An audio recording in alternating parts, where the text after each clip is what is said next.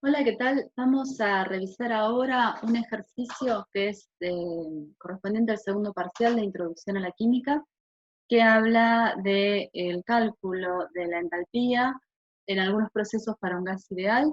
Les voy a mostrar el enunciado que dice que tengo 0,18, 0 moles de un gas ideal, se expande isobáricamente, la presión corresponde es una atmósfera, desde 25 grados centígrados hasta 100 grados centígrados, lo que se va a considerar como el proceso 1, y luego se lleva isocóricamente hasta una presión final de 8 atmósferas, que sería el proceso 2.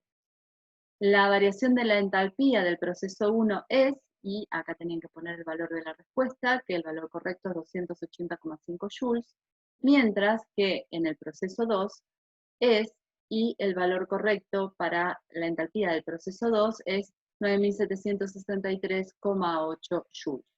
Los datos que les dan es el CP, el CB y el valor de R en unidades de joule por Kelvin mol y litro atmósferas por Kelvin mol.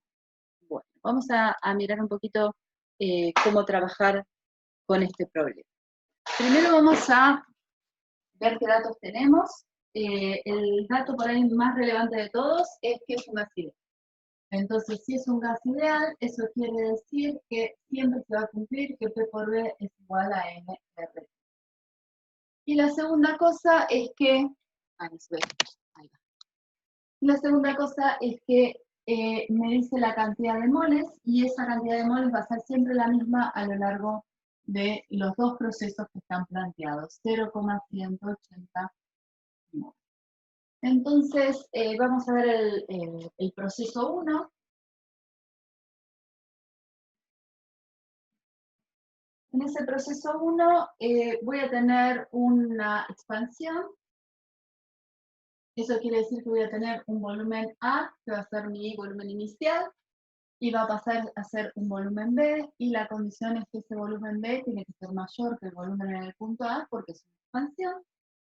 Tengo algunos datos, sé que la presión en el punto A, en el punto inicial, es igual a 1,0 atmósferas, y esto es igual a la presión en el punto B, o sea que la presión en los dos puntos, el inicial y el final para este proceso, es el mismo.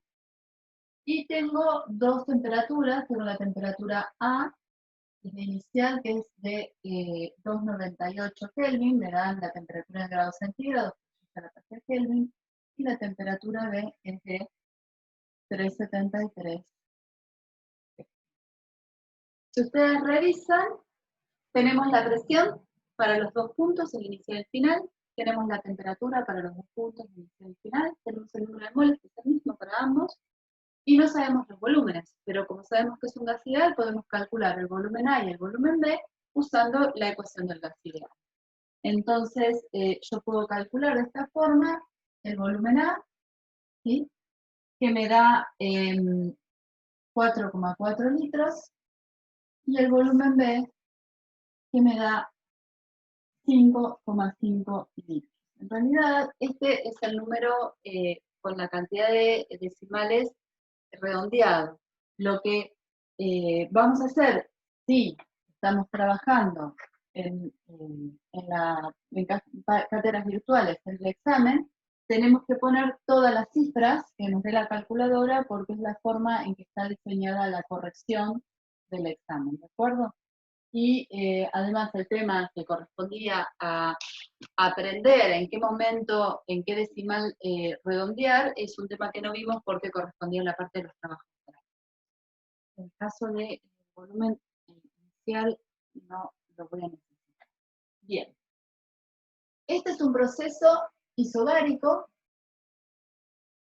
porque ocurre siempre a la misma temperatura, y me pide que calcule el delta H de este proceso 1.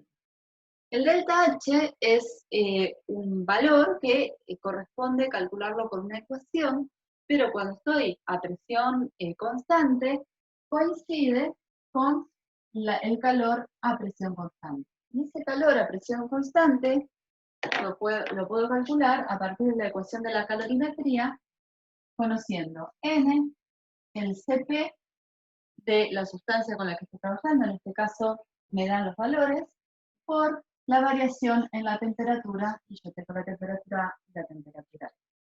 Si ustedes ponen en N 0,180 moles, para CP usan el valor que les dan, que es, bueno, tienen que hacer la cuenta, 5 medios de R, y ahí esa R conviene que la usen en Joule, así ya nos queda con unidades de Joule, que es lo que me pide el enunciado, que sean las unidades que use para expresar el resultado.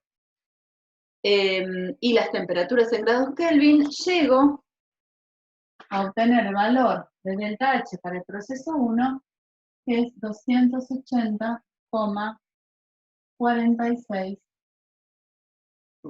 Y ese es el valor que corresponde a la primera parte o al proceso 1. En el proceso 2, me dice, y esto es importante, que es un proceso que ocurre a continuación del proceso 1. Eso quiere decir que la situación inicial para el proceso 2 es la situación final del proceso 1. O sea que vamos a empezar en este proceso, para el proceso 2,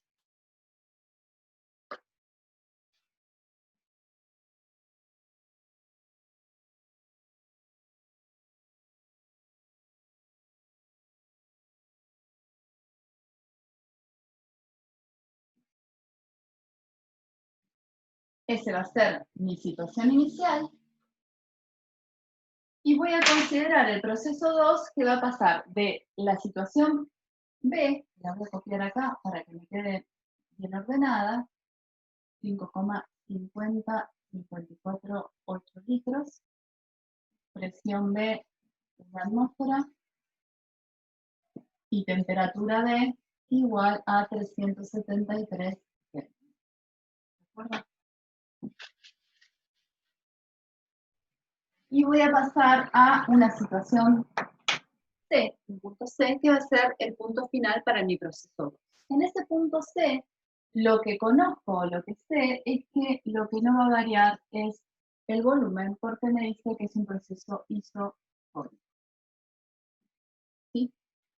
Pero sí puede ser que haya variaciones en las otras variables, de hecho las va a haber. Lo que se va a mantener es, primero, el número de moles, eso sí, va a seguir siendo un gas ideal, o sea que esta ecuación sigue variando, y voy a tener que considerar la presión final, la presión C, es igual a 8,0 atmósferas, y voy a tener una temperatura TC, que en principio no me la dan como dato, pero una vez más, fíjense que tengo el número de moles, sé la presión y sé el volumen para el punto C, puedo calcular la temperatura C. Puedo hacerlo de esa forma o puedo decir, bueno, si el proceso es isocórico, ¿sí? Quiere decir que se cumple la ley de Gay-Lussac y entonces la presión B sobre la temperatura D va a ser igual a la presión C sobre la temperatura C. Entonces, de esa manera puedo calcular la temperatura C como presión C sobre presión B por la temperatura B. Cuando hagan esta cuenta, van a ver que les da, que tenía hecho el cálculo en algún lado, la temperatura C me da 2.984 Kelvin. Entonces ya tengo todos los datos de la situación inicial, que sería el punto B, y la situación final, que sería el punto C. No puedo usar directamente la misma ecuación que antes, porque este proceso no ocurre a presión constante, no es isobárico. Entonces, no voy a tener el calor a presión constante. Lo que voy a hacer, entonces, es tomar, necesito fibrones nuevos, que tampoco funciona. Vamos por el tercero. Ah, este sí. Qué lindo. Delta H para el proceso 2 lo voy a calcular a partir de la definición primera del delta H, que es igual a delta U para el proceso en cuestión, más la variación del producto de P por B para el proceso. Entonces, lo que voy a hacer es calcular estos dos términos por separado y después sumar. Vamos a ver qué pasa con el delta U. La variación de la energía interna a volumen constante se puede calcular como N CB por la variación de temperatura. CB es 3 medios de R, usamos R en Joule para que nos quede directamente el dato en Joule. N es 0,180 y la variación de temperatura la puedo calcular porque sé la temperatura final, 2984 Kelvin, menos la temperatura inicial para este proceso, que es 373 Kelvin. Si yo hago esta cuenta, llego a que el valor, esperen que lo encuentre,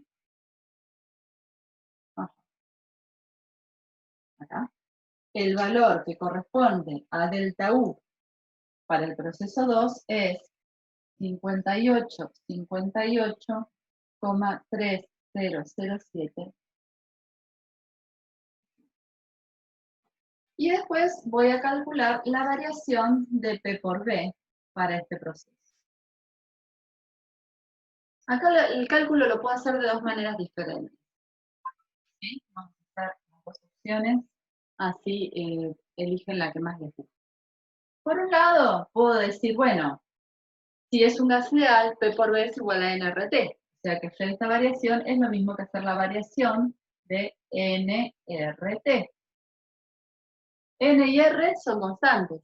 Entonces, lo que voy a poder ver solamente es la variación del delta T. Y la variación del delta T la puedo calcular porque tengo la temperatura final y tengo la temperatura inicial. Si hacemos esa cuenta, nos da 39,05,5338 joules. Otra opción es tomar los valores de presión y de volumen, que ambos valores los tenemos. Ya sabemos la presión y el volumen para el punto final y la presión y el volumen para el punto inicial. Entonces va a ser, en el punto final va a ser la presión C por el volumen C menos la presión B por el volumen B. El volumen es el mismo y entonces esto nos queda igual al valor del volumen, que son esos 5,50-54,8 litros, por la diferencia de presiones. Presión C menos presión B, que sería 8 atmósferas menos 1 atmósfera. Cuando hacen este cálculo, llegan exactamente al mismo valor.